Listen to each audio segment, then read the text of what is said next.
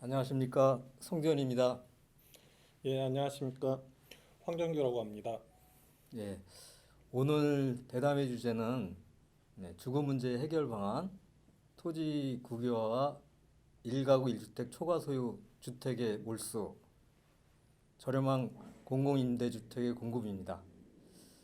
우리나라는 갈수록 지금 불평등이 심화되고 있습니다. 여기서 결정적인 역할을 하고 있는 것이 바로 부동산 가격 폭등입니다. 어, 지난 3년간 서울 아파트 값은 45.3%나 올랐다고 합니다. 그리고 전셋값은 지금 69주 연속으로 상승 중에 있습니다. 지금 세계대공황이 왔고요. 그리고 또 코로나가 겹쳐가지고 지금 실업은 늘고 취업은 잘 되고 있지는 않습니다. 그래서 임금은 뭐 거의 오르고 있지는 않죠. 코로나 때문에 지금 많은 가게가 문을 닫고 있습니다. 이런 상태에서 주택가 전세가가 폭등하고 있기 때문에 사회적 불평등이 갈수록 심화되고 있습니다. 그러니까 이 투기가 지금 심한데 문재인 정권이 집권하자마자 한 말이 있죠. 집값을 안정시키겠다. 집값을 잡고 투기를 잡겠다. 이렇게 했습니다. 그런데 실제로 어떤 상황이 벌어지고 있죠? 투기는 잡히기는커녕 최악으로 가고 있습니다. 현재 문재인 정권은 투기를 잡겠다고 하면서 사실 투기를 조장하는 정책을 취하고 있습니다. 우리나라 지금 주택 보급률은 100%가 이미 넘고 있습니다. 이렇게 되면 투기가 이제 잠잠해질 때가 됐는데 그런데도 투기가 좀 심하죠. 그 이유는 주택을 만들어 가지고 공급을 하면 그 주택의 대부분이 실수요자에게 가는 게 아니라 그 투기꾼들이 사재기를 하고 있습니다. 그걸 이제 구체적인 수치를 한번 제가 갖고 말씀을 좀 드려보면 2008년부터 2018년에서 10년 동안에 전국에서 주택이 489만 채가 증가했습니다. 그런데 이제 그 주택을 보유하는 가구 수 통계를 보면 241만이 증가를 했습니다. 이렇게 되면은 이 489만 채가 증가했는데 241만만 증가를 했다고 하면 그 중에 이걸 빼면은 248만 채가 남는데 그러니까 이 248만 채가 기존 보유자가 사들인 것입니다. 특히 이제 기존 주택 보유자가 새로 매입한 248만 채 가운데 무려 83.8%는 보유주택 수 상위 10%에 드는 다주택 소유자들이 차지가 되었습니다. 그래서 지금 주택 보유자들이 그동안에 얼마나 이제 그 자산을 늘렸는가를 조사를 해보니까 1인당 10년간 평균 2억 원 정도 자산이 증가했다고 합니다. 그런데 이제 상위 1%는 평균 11억 원이 증가를 했습니다. 그 10년 동안 11억이 증가를 했으면 1년 동안에 거의 1억 이상을 벌어들이게 된 것인데 여러분 한번 생각을 해보세요. 실제로 일을 해서 1년에 1억을 벌려고 하면 엄청나게 벌기 어렵습니다. 근데 손 하나 까딱하지 않고 1억 이상씩을 벌고 있다는 것이죠. 그러면 이제 이 다주택 소유자들이 이렇게 주택을 사재기를 하는데 문재인 정권은 이것을 더욱더 악화시켰어요.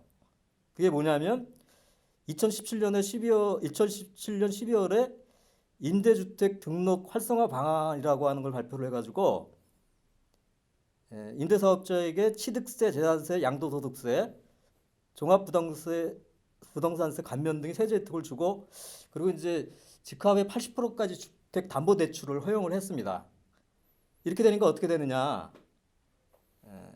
임대 사업자들이 사실상 이걸 활용을 해서 그 정부의 어떤 특혜를 누리면서 투기를 한 것이죠. 그래서 최근에 부동산 가격이 폭등을 주도한 것은 이들 임대 사업자들이었습니다. 그러니까 이 사람들은 이제 신규 부동산 매물을 집중적으로 샀어요. 그리고 이제 기존에 있는 매물들은 시장에 내놓지 않은 것이죠.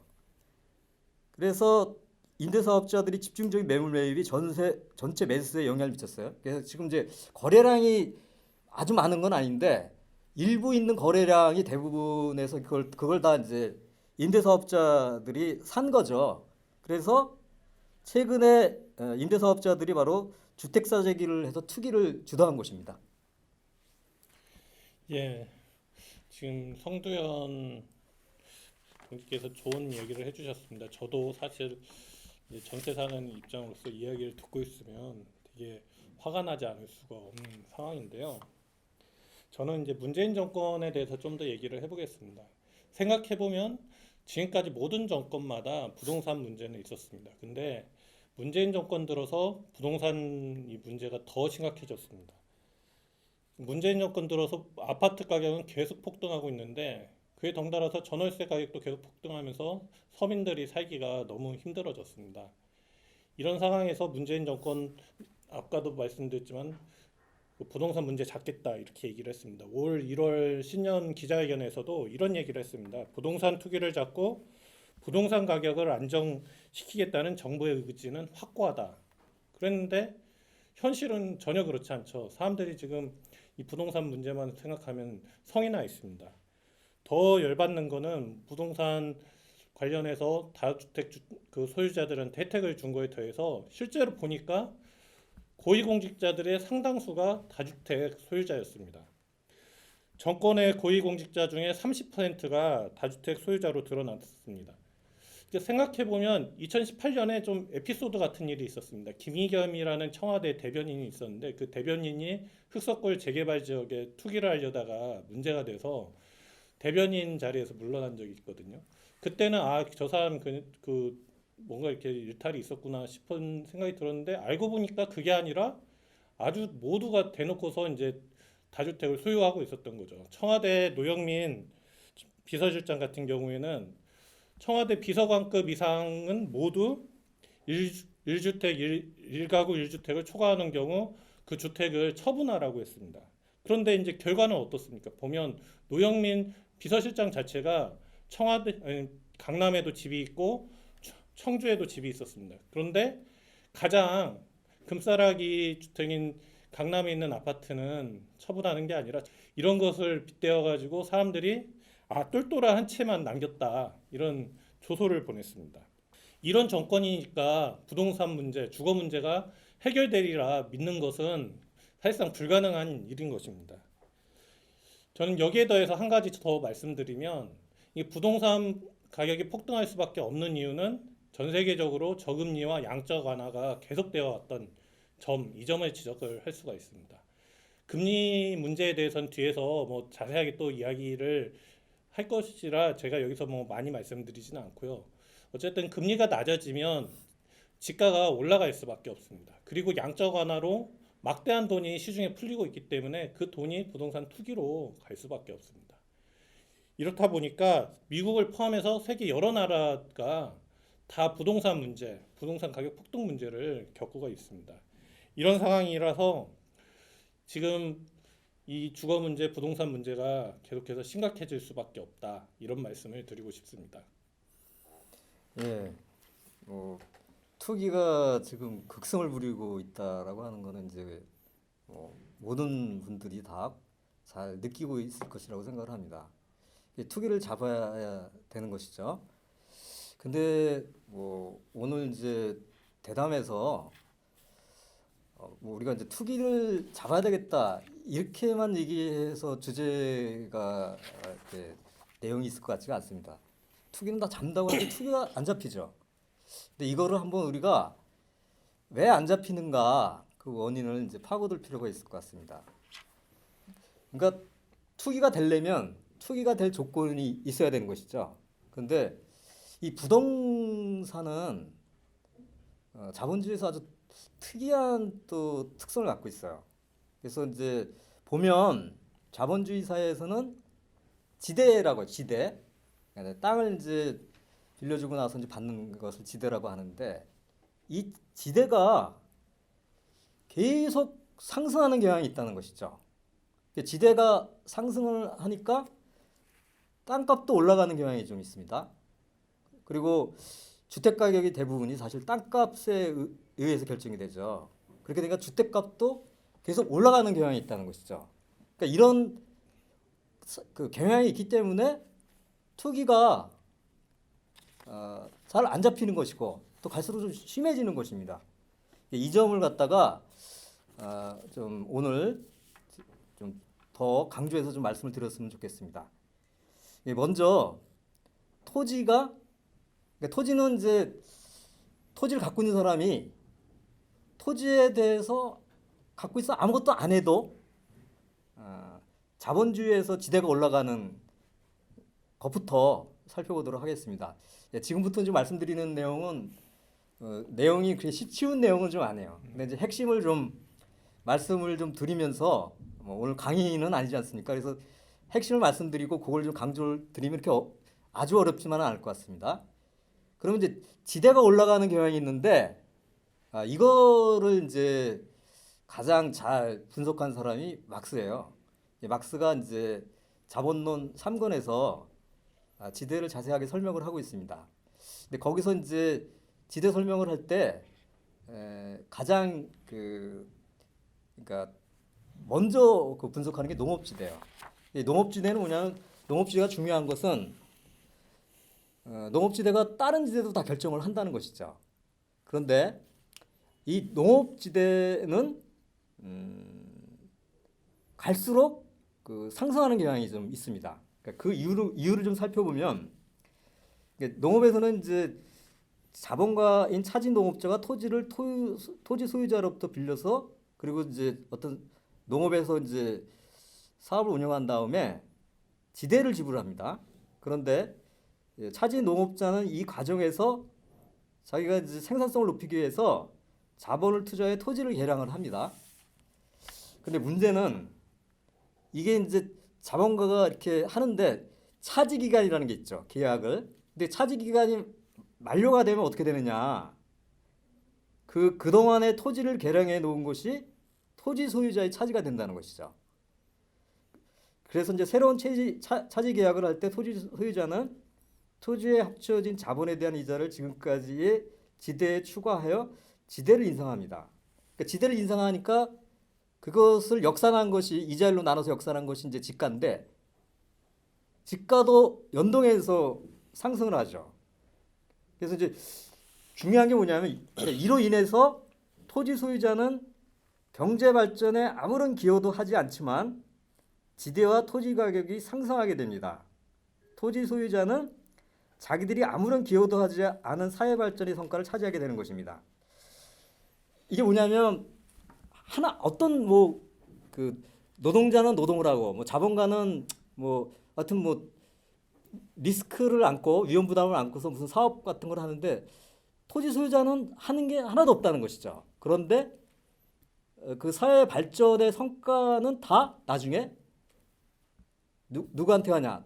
토지 소유자한테 간다는 것입니다. 그래서 제가 좀 여기 막스의 어떤 그 해당 부분을 한번 좀 인용할 필요가 좀 있을 것 같아요.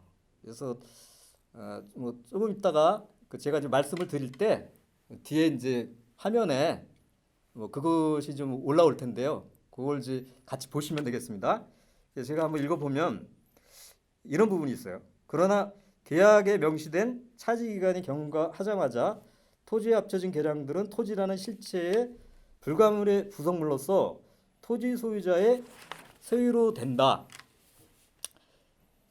새로운 차지 계약이 체결될 때 토지 소유자는 토지에 합쳐진 자본에 대한 이자를 진정한 지대에 추가한다. 이리하여 그의 지대는 증대한다. 또는 그가 그 토지를 팔려고 한다면 그 토지의 가치는 이제 상승하였다. 그는 토지를 판매할 뿐만 아니라 개량된 토지에 합쳐진 자본을 판매하는 것이다. 이것이 여기가 중요합니다. 경제 발전의 진행에 따라 토지 소유자들이 부가 증대하며 그들의 지대가 끊임없이 팽창하고 그들의 소유지의 화폐 가치가 증대하는 비밀이 하나이다. 이처럼 그들은 자기들이 참여 없이 달성된 사회 발전의 성과를 자기 자신의 개인 주머니에 집어넣는다. 그들은 말하자면 열매를 소비하기 위해 태어난 사람들이다. 그런데 이것은 동시에 함정 농업에 대한 최대의 장애 중에 하나이다. 여기 이제 열매를 소비하기 위해 태어난 사람들, 이게 이제 토지 소유자 지주를 얘기하는 것이죠. 이게 뭐냐면 하는 거 없이 열매를 소비해 버린다는 거죠. 이게 매우 인상적인 표현이죠. 여기에 핵심이 있다고 생각합니다. 그다음에 이제 지금까지 농업지대를 말씀을 드렸잖아요. 농업지대가 이제 건축지대나 이제 광산지대나 모든 그 지대의 어떤 기본을 이뤄가지고 규정을 하게 돼요. 근데 이제 오늘 뭐 이 대담에서 중점적으로 말씀드린 부분이 이제 주택과 관련된 건축지대죠. 그리고 건축지대도 올라가는 경향이 있습니다. 근데 건축지대는 또 나름대로 또 올라가는 어떤 이유가 있는데 그게 뭐냐? 그러니까 토지 위에 뭐 여러 가지 개량 조치를 취한다거나 뭐 예를 들면 뭐 옆에 길이 난다거나 그러면은 이 부분은 엄청나게 건축지대가 올라가 버리는 거예요. 그렇게 되니까 똑같이 이제 이 자본주의가 쭉 나가게 되면서 지대가 올라가게 되는 것이죠. 예. 그래서 지대가 올라간다는 걸 말씀을 드렸습니다. 그러면 이제 이 지대가 올라가는 거에 따라서 집가도 올라가겠죠. 땅값도 올라가는데 문제는 더 올라간다는 거예요. 왜? 그 토지의 가격은 지대를 이자율로 나눠서 역산해서 계산을 합니다. 그러면 지대는 올라가는 경향이 있다고 그랬잖아요. 그런데 이자율은 어떠냐? 자본주의에서는 이자율이 떨어지는 경향이 있어요. 하락하는 경향이. 왜 그러냐? 장기적으로 보면 자본주의에서는 이제 이윤율이 떨어지는 경향이 있습니다. 그래서 그게 이제 이자율에도 영향을 미치는데 또 하나 중요한 건 뭐냐? 자본주의가 발달하면서 돈을 빌려줄 수 있는 그 자본들, 그 대부자본이라고 그러죠. 대부자본이 점점 늘어나요. 옛날에는 자본주의 초기에는 그게 좀 제한돼 있는데 여러분들 뭐 가령 뭐 월급을 그냥 은행에 놓지 않습니까? 계좌로? 그러면 그거 자체가 그 월급을 받은 사람들은 돈을 뭐 어떻게 쓰고 이런 거 잘 모르지만 사실은 그게 나중에 은행에서는 대부자본이 될 수 있어요. 연금도 그렇죠. 그렇게 되니까 대부자본이 늘어나서 이자율이 떨어지는 경향이 있어요. 그럼 여러분 어떻게 되겠어요? 지대는 분자인 지대는 올라가고 이자율은 떨어지니까 집가는 엄청나게 올라가는 경향이 있는 것이죠. 그리고 땅값이 올라가는 것이 바로 주택 가격에 영향을 주게 됩니다. 왜냐? 주택 가격이 대부분 토지 가격으로 이루어지는 것이죠. 강남에 지금 뭐 30억짜리 아파트 얼마 안 되는 30억짜리 아파트가 이렇게 많더라고요. 얼마 크지도 않은데. 근데 거기가 무슨 뭐 들어가는 그 자재가 비싸서 그런 게 아니고 뭐 때문에 그렇죠? 다 땅값 때문에 그런 것이죠. 예. 그래서 주택 가격이 이제 땅값이 올라가니까 굉장히 높아집니다. 이 점을 우리가 좀 쉽게 알 수 있는 것이고요. 그래서 서울과 수도권의 높은 주택 임대료와 주택 가격의 배경에는 높은 지대가 있는 것입니다. 예. 예, 저는 금방 하신 말씀 듣고 있으니까 자본주의에서 부동산 문제, 주거 문제가 일어나는 거는 거의 불가피한 일이다라는 그런 생각이 들었습니다. 이 보시는 분들도 좀 그런 부분들 좀 주목해서 보시면 좋을 것 같습니다. 어떤 투기, 집가 상승이 어떤 예외적인 상황, 어떤 잘못된 사람들의 문제가 아니라 체제 자체에 내재한 원리에 의해서 발생하는 거다라는 그렇죠. 부분이 올라가는 경향이 이제 있는 거죠. 예, 저는 이 부분이 좀 되게 특징적인 뭐 주장이셨던 것 같고 이거 더불어서 자본주의 자체가 주거 문제를 낳는다라는 걸 또 단적으로 보여주는 게 자본주의에서는 농촌과 도시가 서로 대립하는 그리고 그 대립이 심화되는 그런 일들이 계속 일어납니다. 이것이 또 주거 문제를 낳게 되는데요. 자본주의가 발전하면 발전할수록 도시가 커지고 도시로 인구가 몰리고 그 안에서 도시 안에서 노동자 계급이 이제 형성이 되죠. 반면에 농촌의 인구는 감소하고 농촌 자체 그 지역 자체가 쇠퇴하게 됩니다. 그 결과 도시에선 주거 공간이 협소하게 되고 양질의 주택이 이제 부족해지는 이런 현상들이 발생합니다. 이미 이런 거는 19세기 자본주의 초기부터 많이 지적됐던 문제고요. 그리고 한국 같은 경우에도 도시화를 매우 이제 그 크게 겪었는데 이거를 이제 사실은 상징적으로 이야기하는 게 이촌 향도라는 얘기죠. 그런 상황에서 지금 통계를 보면 한국의 도시화율은 세계 어느 나라, 어느 국가보다도 높습니다. 지금 도시화율은 90%를 넘어서고 있다고 하는데요. 이 말은 10명 중에 9명이 도시에서 살고 있다라는 얘기입니다. 그리고 또 다른 그 도시와 농촌의 대립이 심화되어 있는 것을 나타내는 통계가 있는데요. 그 통계는 공가율이라는 통계입니다. 그 공가율이라는 통계는 빈집의 비율을 나타내는 통계인데요. 2017년 인구주택 총조사에 따르면 한국의 공가율은 7.18%였습니다. 한 10집 중에 100집 중에 한 7집 정도가 비어 있다는 것이죠. 그런데 이 지방 도시나 농촌으로 가면 이 비율이 엄청나게 커집니다. 대표적으로 지방 중소도시의 경우에는 전남 광양시가 16.05%, 전북 김제시가 15.72%, 경북 영천시가 14.69% 정도 됐고요. 농촌 군 단위로 가보면 강원 평창군이 23.07%, 경북 청도군이 20.51%였습니다. 그러니까 10집 중에 2집이 비어 있다는 것이죠. 반면에 서울 같은 경우에는 공가율이 3.19%에 불과했습니다. 그러니까 저도 이제 지방에서 이제 나고 자라서 이제 지금 서울에서 살고 있는 상황인데요. 지금 고향 쪽에 가보면 거기는 지금 서울같이 혹은 대도시와 같이 그렇게 심각한 부동산 폭등 문제 그런 거를 겪고 있는 상황이 아닙니다. 그러니까 부동산 폭등 문제 자체가 사실은 대도시에 그 국한돼서 그걸 중심으로 일어나고 있는 것이고 이 부분이 일어나는 이유 중에 또 다른 요인 하나가 도시와 농촌의 대립 심화라고 할 수가 있습니다. 그리고 저금리 양적 완화에 대해서도 이 자리에서 좀 더 자세하게 말씀드리는데요. 저금리 양적 완화 부분도 왜 부동산 문제가 일어날 수밖에 없는지, 자본주의라는 틀 안에서 일어날 수밖에 없는지를 좀 얘기해 주는 것 같습니다. 네, 성두현 동지께서 아까 지대론에 대해서 이제 많이 얘기해 주셨는데요. 거기서 지가가 어떻게 결정되는지에 대해서도 얘기를 해주셨습니다. 지가는 지대의 이자율을 나눠서 그걸 역산을 하는 것이다. 이렇게 이제 얘기를 하셨습니다. 그런 걸 따져보 보면 사실 이제 지대는 아까 말씀하신 대로 자본주의 발전하면서 계속 커져가는 그런 경향이 있고 이자율은 계속 하락하는 경향이 있습니다. 따라서 지가가 계속 상승을 하게 되는 것이죠. 그러니까 예전 같은 경우에는 금리가 상당히 높았습니다. 제가 일례로 IMF 위기 때 가장 높았을 때 이렇게 좀 대강 보니까 수신금리가 11%였고요. 근데 지금은 수신금리가 1%도 안 된다고 합니다. 그러니까 수신금리를 예로 들었는데 대출금리도 이제 마찬가지고요. 2008년 세계 대공황이 일어났는데 그 이후로 세계 각국은 경제가 이제 무너지는 걸 피하기 위해서 의도적으로 금리를 낮췄습니다. 이렇게 이제 금리를 하락하다 보니까 지가가 상승하는 것은 불가피한 일이 됩니다.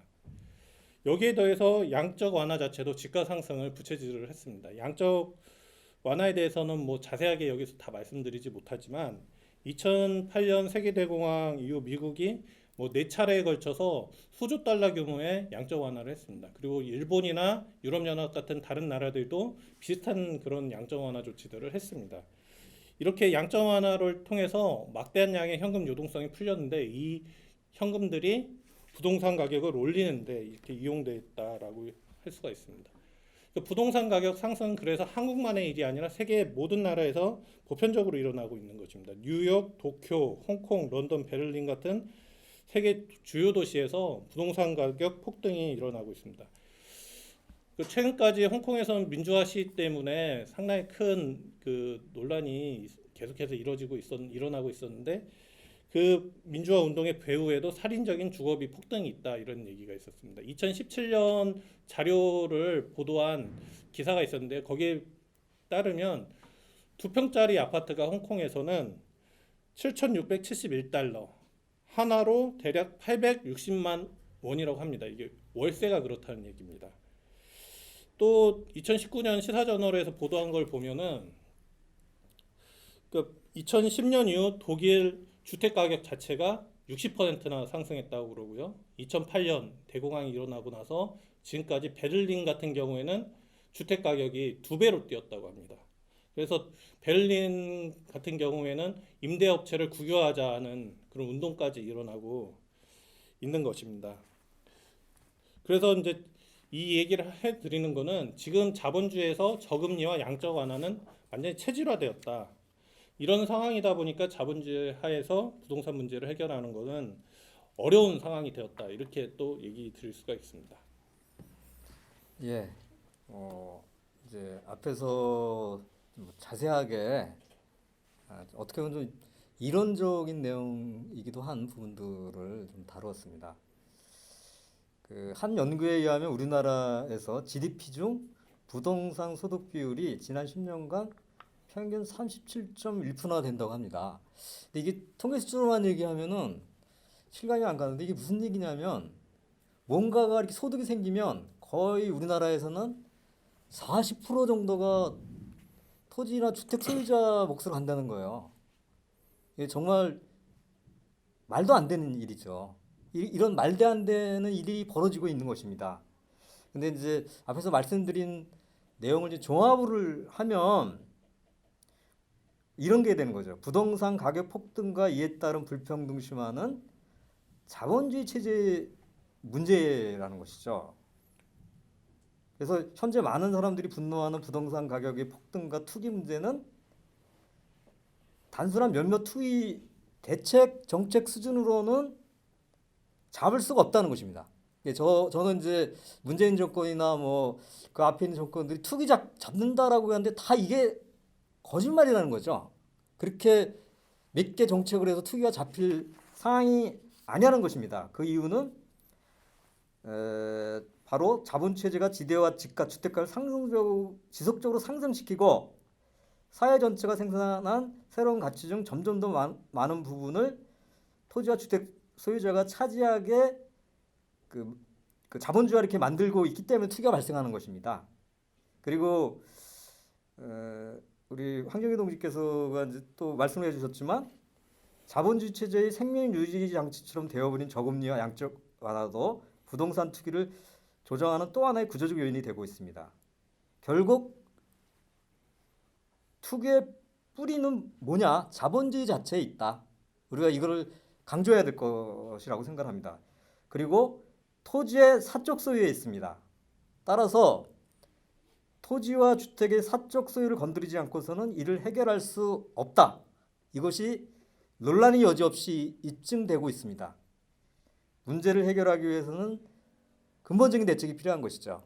저는 앞으로도 뭐 문재인 정권이 투기를 잡겠다 그러는데 저는 이거는 거의 그 과학하고는 전혀 관계없는 뭐 희망사항이거나 계속 안 되는 거 얘기하면 거의 이제 거짓말이 되는 것이죠. 근본적인 대책이 필요하다. 그 첫걸음은 결국 토지 문제를 해결해야 된다는 것이죠. 그래서 어떻게 되느냐? 모든 토지를 국유화해야 됩니다. 그 다음은 1가구 1주택을 초과하는 주택을 몰수해야 됩니다. 그리고 저렴한 공공임대주택을 민중들에게 공급해야 하는 것입니다. 그래서 핵심은 바로 토지 문제 해결이다. 그리고 그것이 요약된 요구가 뭐냐? 토지 국유화라고 하는 것이죠. 이 부분을 이제 지금부터 집중적으로 말씀드려 보도록 하겠습니다. 토지 국유화에 대한 뭐 보다 더 자세한 내용은 이제 곧바로 우리 황정희 동지가 해주시는 걸로 하고 토지 국유화가 어떤 효과를 가져오느냐라고 하는 것을 이것도 좀 이론적으로 좀 간단하게 좀 말씀을 드려보도록 하겠습니다. 자본주의에서 지대가 발생을 하는데 크게 와서 차액지대라는 게 있고 절대지대라는 게 있습니다. 차액지대는 이제 토지의 비옥도의 차이가 있고 토지가 어디에 위치하느냐에 따라서 입지의 차이가 있어요. 그래서 거기서 어떤 뭐 농사를 짓거나 아니면 뭐 장사를 할 경우에 더 많은 그 이윤이 나옵니다. 그래서 다른 거랑 비교해서 어떤 그 차이가 있기 때문에 발생하는 것을 차액지대라고 해요. 그런데 자본주의에는 이런 것만 있는 게 아니라 절대지대라는 게 또 있어요. 이건 뭐냐면 토지를 소유하면 무조건 지불해야 되는 어떤 대가가 있습니다. 이게 바로 절대지대입니다. 그런데 토지 국유화를 하게 되면 어떻게 되느냐? 이제 토지를 이제 개인적으로 소유하는 게 아닌 것이죠. 국가가 소유하게 되면서 어떤 일이 벌어지느냐? 그러니까 절대지대는 이제 없어지게 되는 것입니다. 그러니까 절대지대가 없어지니까 그만큼 지대가 떨어지겠죠. 그다음에 차액지대는 물론 뭐 토지 국유화가 된다 그래서 곧바로 사라지진 않아요. 하지만 정부가 이제 토지 국유화를 해놓고서는 그 비옥도 차이나 위치 차이 갖고 뭐 정말 정부가 나서서 임대 장사 이렇게 하는 거는 아니지 않습니까? 그러면 차액지대 부분도 많은 부분이 이제 지금보다는 그 폭이 좀 줄어들게 되겠죠. 그래서 어떻게 되느냐?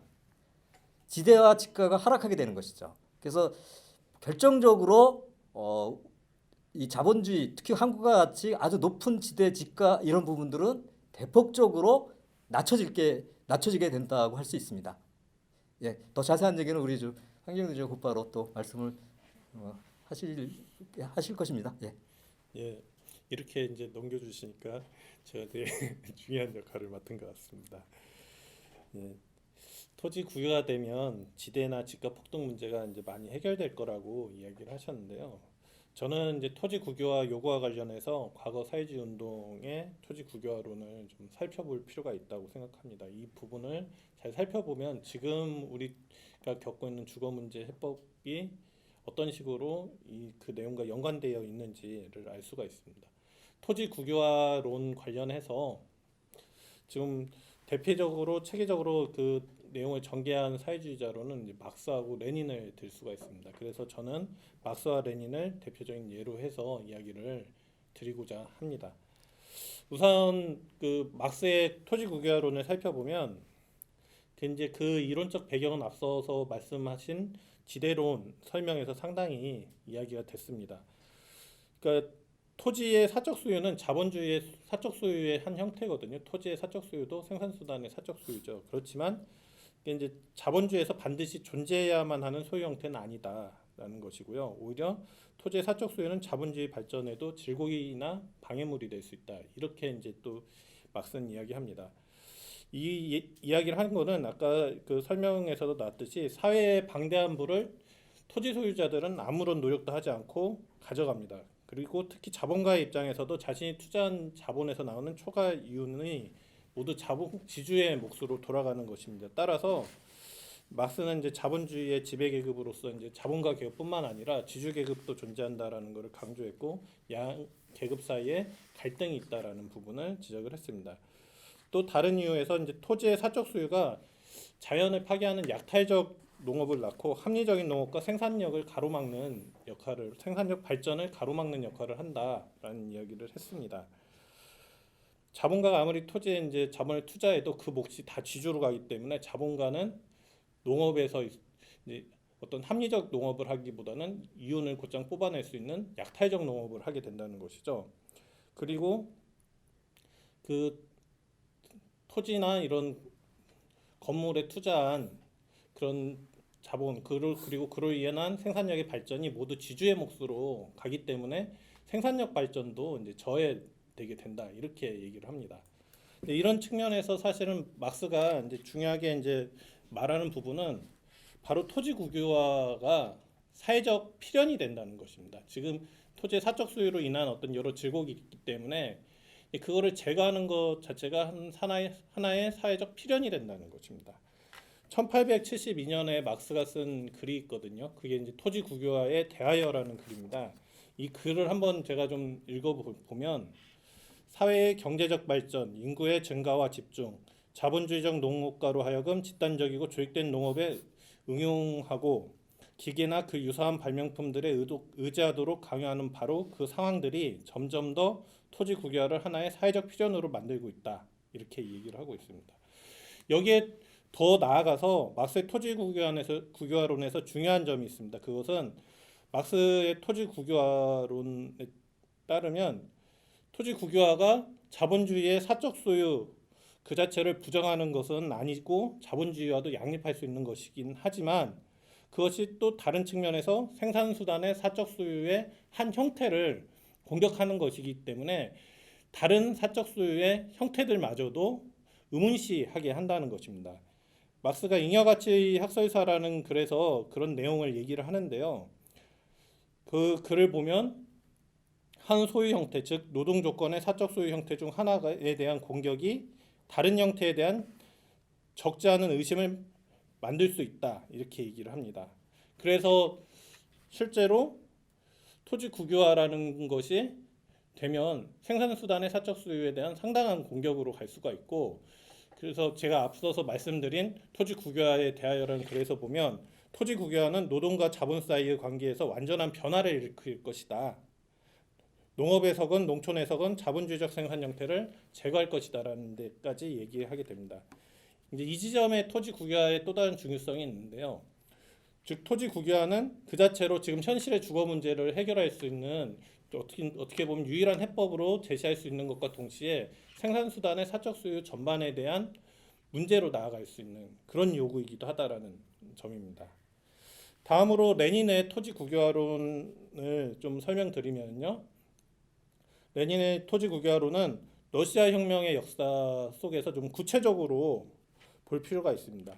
그러니까 1차적으로 레닌의 토지 국유화론은 부르주아 혁명의 과제로서 얘기를 했습니다. 그러니까 20세기 초 러시아 상황에서 보면 러시아에서 뭐 비록 자본주의 발전이 어느 정도 진척되고는 있었지만 봉건 잔재들이 되게 많았거든요.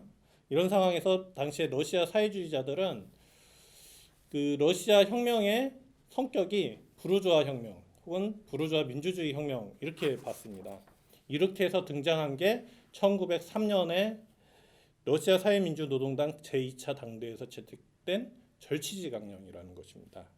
그러니까 이 절치지 강령의 내용은 러시아 농업 부분에서 자본주의적 발전이 상당히 전개되어 있다는 것을 전제로 해서 1861년 농노 해방 당시 농민들에게서 빼앗아간 절치지를 되돌려 주는 것만으로도 좀 농업에서의 봉건 잔재를 청산하는 게 가능하다 이렇게 본 것입니다. 1861년 농노 해방에 대해서는 또 세계사를 공부하시는 분들 많이 알고 계실 텐데요. 당시 농민들에게 토지를 나눠줬습니다. 이 나눠준 토지를 분여지라 하고요. 농민들한테 토지를 나눠주고 지주가 이제 그 토지를 이제 뺏기게 되니까 지주들한테는 또 거꾸로 농민들이 그동안 오랫동안 사용했던 공유지 같은 땅들을 그 농민들한테 뺏어서 다시 지주한테 주는 그런 일이 있었습니다. 그렇게 해서 농민들한테 뺏어서 지주한테 준 땅을 절치지라고 했습니다. 그런데 알고 보니까 이 절치지 강령이 러시아에서 농업 부분의 자본주의 발전을 과대평가한 것이었다는 게 드러났습니다. 그리고 농업 부분에 러시아에서 농업 부분의 봉건 잔재의 영향이 크다는 게 드러났고요. 실제로 이게 어떻게 드러났냐면 1905년 혁명 그리고 그 이후에 짜르가 어쩔 수 없이 두마를 만들었는데 그 두마에 등장한 농민 대표들의 그런 사람 농민들의 요구가 토지 국유화라는 요구임이 이제 드러난 것이죠. 그렇죠. 거기서 농민들이 토지 국유화를 주장한 거죠. 그렇죠. 그러니까 어떤 러시아 사회주의자들이 뭐 주장한 게 아니라 농민 스스로가 토지 국유화를 이제 주장을 했다는 겁니다. 그러니까 이게 되게 특징적인 것인데요. 농민들이 토지 국유화를 요구한 거는 그 농업 부분의 그 봉건 잔재가 엄청나게 심각하다. 그래서 절치지 반환으로만은 부족하다. 더 나아가서 지주 토지를 몰수하는 걸로만으로도 부족하고 우리가 소유하는 분여지조차도 이게 봉건 잔재이기 때문에 이것조차도 다 이제 정리하고 다 그냥 깔끔히 정리하고 토지를 다 국유화해서 그 국유화된 토지를 농민들이 자유로운 조건 속에서 임차해서 자유로운 농업을 종사하자. 근데 이제 이 자유로운 농업은 사실은 자본주의적인 농업 방식으로 가자라는 어떤 그런 취지도 있었던 것입니다. 예. 그래서 레닌은 절치지 강령을 본인도 주장을 했었는데 이 자신의 이제 그 입장이 좀 오류였다 이런 것들도 자기 비판을 하고 그리고 절치지 강령을 버리고 농민들의 요구를 따라서 레닌 스스로도 토지 국유화를 적극적으로 이제 주장을 하게 됩니다. 근데 재밌는 거는 1917년 2월 혁명이 되고 나서는 레닌의 이제 주장에서 변화가 생깁니다. 일종의 강조점의 변화가 생기는데 이전까지는 토지 국유화론을 부르주아 혁명의 과제로서 좀 강조했다면 더 나아가서 2월 혁명이 되고 나서는 어떻게 보면 부르주아 혁명의 과제가 일정적으로 실현됐고 사회주의 혁명의 과제가 제기되고 있었기 때문에 이제 부르주아 혁명으로서 이제 토지 국유화만 얘기한 게 아니라 사회주의적인 측면에서도 얘기를 하게 되는 겁니다. 아까 말씀드렸듯이 막스와 비슷하게 이제 레닌도 토지 국유화가 생산수단의 어떤 사적 소유의 한 형태를 공격하는 것임과 동시에 이게 생산수단의 사적 소유 전반에 대한 공격으로 갈 수 있다 이런 얘기를 하는 것이고요. 그리고 그거에 적절한 이제 여러 가지 또 조치들을 취하게 됩니다. 레닌은 요컨대 이제 토지 국유화가 사회주의 혁명의 첫걸음이 될 수 있다 이렇게 봤던 거고요. 그리고 뭐 막스의 토지 국유화 요구와 마찬가지로 토지 국유화 요구가 갖고 있는 어떤 과도적인 측면 이 부분들을 강조했다라고 할 수가 있습니다. 그래서 지금 우리 같은 경우에도 토지 국유화를 그 자체에 지금 심각한 주거 문제 해결하는 것과 동시에 자본주의 체제 전반을 문제 삼으면서 그걸 뛰어넘을 수 있는 요구로까지 또 발전할 수 있는 이런 부분들 우리가 한번 주목해 볼 필요가 있을 거라고 생각을 합니다. 예, 토지국유화에 대해서 아주 자세하게 말씀을 해주셨습니다. 지금 이제 주거 문제에 대한 해결을 위한 대안을 좀 말씀드리고 있는데 토지국유화를 이제 우리가 주장을 해야 된다고 생각을 합니다. 그리고 또 주장을 해야 될 게 1가구 1주택 초과 소유 주택의 몰수입니다. 투기를 목적으로 하는 다주택 소유를 없애야 합니다. 이게 우리나라에서 다주택 소유를 하는 것은 노골적으로 투기하기 위해서 갖고 있는 것인데 이것은 서민들을 정말 등쳐먹는 것이라고 할 수 있습니다. 모든 사람들이 분노하고 있죠. 현재 1위 임대주택 사업자가 무려 600채를 소유하고 있다고 합니다. 그리고 상위 30명이 1만 1천 채를 소유하고 있다고 합니다. 제가 그 통계청에서 나오는 자료를 이렇게 소유하고 있는 주택 수별로 이렇게 나온 자료가 있는데 이거를 보니까 그러니까 5채 이상 소유하는 개인이 우리나라에 지금 2018년에 11만 7천 명이 있습니다. 그리고 5채 이상 소유 가구죠. 개인이 아니라 이제 가구로 하니까 이렇게 되면 더 많겠죠. 그래서 15만 8,039명이 있습니다. 예, 저는 이러한 이 소유하고 있는 5채 이상 소유하고 있는 것들은 몰수를 할 뿐만 아니라 좀 무상으로 몰수를 해야 되지 않겠느냐. 이건 노골적으로 사회 구성원인 다른 사람들의 피해를 주게 투기를 하겠다는 목표로 갖고 있는 거거든요. 그러니까 이런 부분들은 몰수를 해야 된다. 그리고 몰수된 주택 그리고 이제 정부가 좀 나서서 공공임대주택을 많이 지어서 저렴한 공공임대주택을 공급해야 합니다. 그리고 뭐 토지의 사적사와 얘기했지만 주택이 사적 소유가 앞으로 미래 사회 관점에서 볼 때는 더 높은 경제적 사회 구성적인 관점에서 볼 때는 불합리한 것으로 나타날 것입니다. 제가 막스가 한 말이 굉장히 좀 인상적이어서 제가 일부 좀 한번 인용을 해보도록 하겠습니다. 이런 표현이 있습니다. 더 높은 경제적 사회 구성체의 관점에서 보면 지구에 대한 개개인의 사적 소유는 인간에 대한 인간의 사적 소유와 꼭 마찬가지로 불합리한 것으로 나타날 것이다. 심하게는 사회 전체, 한 국민, 동시에 존재하는 사회들의 전체도 지구의 소유자는 아니다. 그들은 다만 지구의 점유자, 이용자일 따름이며 선량한 가장으로서 지구를 개량하여 다음 세대에 물려줘야 한다. 이 구절이 뭐 생태운동에서는 굉장히 많이 이렇게 비슷하게 주장된 내용인데 사실 이게 막스의 자본론에 나오는 내용입니다. 이거죠. 그러니까 지구가 사람을 노예를 갖는 것처럼 사람들이 개인뿐만 아니라 어떤 전체 인류 전체가 지구에 대한 부분도 어떤 소유자라서가 아니라 일시적인 점유자, 이용자라고 하는 생각을 갖고 가야 된다. 그래서 의미심장한 내용을 담고 있다고 좀 할 수 있겠습니다. 그래서 전체적으로 요약을 하면 토지를 국유화하고 1가구 1주택 초과 소유 주택 몰수하고 저렴한 공공 임대주택의 공급 이게 이제 우리가 요구해야 될 핵심적인 어떤 주거 문제 해결 방안이라고 생각을 합니다. 예, 뭐 이제 뭐 핵심적인 내용들은 이제 그 말씀을 드렸다는 생각이 듭니다. 이제 마무리를 좀 하는 걸로 해서 그 뭐 이렇게 오늘 이제 주장들을 한번 마무리를 좀 해보도록 하겠습니다. 황정희 동지부터. 예, 저는 이제 오늘 그 이야기했던 것들을 이제 마무리하면서 이제 마지막에는 좀 요즘에 부동산 문제 좀 해법처럼 많이 또 제기되고 있는 토지 공개념에 대해서 좀 짧게 좀 말씀드리고 싶습니다. 그러니까 사실 토지 공개념이라는 말 되게 많이 쓰이고 있거든요. 게다가 토지 공개념은 지금 뭐 집권 세력조차도 계속해서 얘기를 하고 있습니다. 심지어 그러다 보니까 이게 뭐 사회주의 정책 아니냐 이런 얘기까지 나오고 있는데요. 예를 들면 2018년에 문재인 정권이 개헌 논의를 했을 때 그때 이제 개헌을 하게 될 경우 그 헌법에 전문으로 토지 공개념이란 말을 집어넣겠다, 삽입하겠다 이렇게 얘기를 했었고요. 지금 민주당의 유력 대선 후보 중에 한 사람인 이재명 경기도지사 같은 경우에도 토지 공개념을 지지하는 주장을 하고 있습니다. 그러니까 이제 민주당 이인영 의원이 이제 그 예전에 인터뷰한 내용을 보면 토지 공개념에 대해서 부동산을 재산 증식의 수단으로 삼지 않고 주거와 복지 차원에서 접근할 필요가 있다는 말을 했습니다.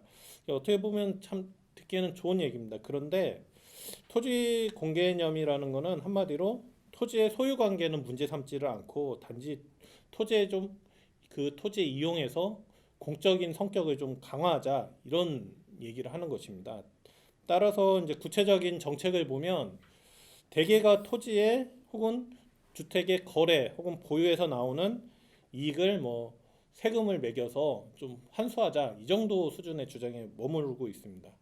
이런 주장이 되게 뭔가 토지 문제, 주거 문제를 해결할 수 있는 것처럼 이야기되고 있는데 실제로는 전혀 그렇지가 않다는 거죠. 이미 과거 노태우 정권 시절에 토지 공개념이 도입돼서 실제 법률로 만들어지기까지 했습니다. 이를테면 택지 소유 상한에 관한 법률, 토지 초과 이득세법, 개발이익 환수에 관한 법률 등이 토지 공개념 3법이라고 해서 만들어졌었는데요. 이 법들이 시간이 조금 지나자마자 위헌 혹은 헌법 불합치 판결을 받고 그리고 개발이익 환수에 관한 법률 같은 경우는 2004년에 이르러서는 그 이익 환수가 중단돼 버린 상황입니다. 이처럼 토지 공개념이 이미 현실에서도 그 현실성이 없다라는 게 입증된 것이라고 이렇게 말씀드릴 수가 있습니다. 따라서 이런 현실성 없는 주장을 할 게 아니라 진짜 토지 문제의 핵심을 말하는 토지 국유화 주장들을 적극적으로 전개해야 된다. 그리고 그것과 더불어서 지금 우리 계속 주장했던 1가구 1주택, 초과 소유 주택의 물수, 그리고 저렴한 공공임대주택의 그 공급 이런 부분들을 적극적으로 제기하고 이걸 현실화해야 된다. 그래야 주거 문제가 해결될 수 있다라고 생각을 하고요. 그리고 이런 내용을 가지고 앞으로 여러 그 가지 활동들을 전개해 나가도록 하겠습니다. 이상으로 오늘 좋은 시간 마무리하도록 하겠습니다. 예, 뭐 세간에는 그 진정한 금수저는 월 1억 아빠, 땅 부자 할아버지를 둔 사람이다. 이런 얘기가 돌고 있습니다. 이 말씀을 드리면 이게 뭐 어떤 것을 의미하는지를 누구든지 다 알 수 있다고 생각을 합니다. 너무 많은 몫이 부동산 소유자에게 돌아가고 있고 이것이 상속되면서 기득권 체제가 형성되었습니다. 뭐 자본주의에서는 일반적으로 그 부동산 소득이 늘어나는 경향이 있는데 우리나라는 늘어난 정도가 너무 심하다. 아까 말씀드렸듯이 우리가 37.1%나 된다라고 하면 그 정말 손 하나 까딱 하지 않고 엄청난 소득을 부동산 소유자들이 가져가고 있는 것입니다. 그리고 이것들이 여러 가지 이제 다른 거하고 연결돼서 기득권 체제가 형성되어 있는 것이죠. 이것을 끝장내야 합니다. 이걸 끝장내기 위해서는 토지와 주택의 사적 소유에 손을 대야 됩니다. 그래서 먼저 토지를 국유화해야 합니다. 그리고 일가구 일주택 초과 소유 주택을 몰수하고 저렴한 공고 임대 주택을 민중에게 공급해야 합니다. 이를 위해서 앞으로 여러분들과 같이 투쟁해 갔으면 좋겠습니다. 오늘 이 대담을 주최한 조직이 이제 사회주의 대우 추진위원회인데요. 사회주의 대우 추진위원회는 오늘 대담에서 말씀드린 내용을 실천하기 위해서 여러 가지 이런 실천 활동을 하고 있습니다. 그리고 오늘 말씀드린 내용을 알리기 위해서 조만간 주거 문제 해결 방안을 추진한 특별 강좌도 열 계획입니다. 그래서 그 강좌에 뭐 저도 그렇고 우리 황정희 동기도 이제 강사로 이렇게 뭐 강의를 할 생각이거든요. 그래서 앞으로 이제 이런 강좌도 열고 여러 가지 이제 그 활동을 할 텐데 다양한 계기를 통해서 여러분들을 만나 뵙게 되기를 좀 바랍니다. 오늘 대담 내용은 뭐 우리 사회 입장에서 볼 때는 평소에 듣기 어려운 내용입니다. 조금 이론적인 내용이 들어서 좀 어렵기도 좀 했을 거라고 생각이 드는데요. 이런 내용을 장시간 이렇게 들어주신 여러분께 감사드립니다. 감사합니다. 감사합니다.